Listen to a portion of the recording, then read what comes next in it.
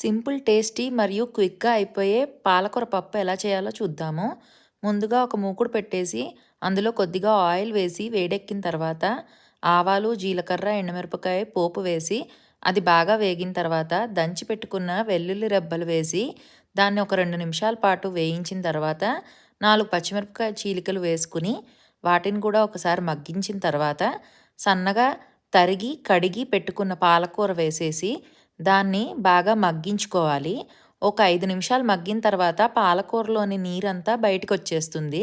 ఆ నీరు ఎగిరిపోయే వరకు మగ్గించుకున్నాక ఉప్పు, పసుపు వేసి బాగా కలుపుకుని 4 పక్కలా కలిపి ముందుగా తీసిపెట్టిన చింతపండు రసం వేసుకుని, ఆ చింతపండు రసంలో పాలకూరని బాగా మగ్గించుకోవాలి. ఒక 10 నిమిషాల తర్వాత మగ్గిపోతుంది. దాన్ని తీసి ఉడికించిన పప్పులో కలిపేసుకుంటే అంతే. సింపుల్, టేస్టీ మరియు క్విక్‌గా అయిపోయే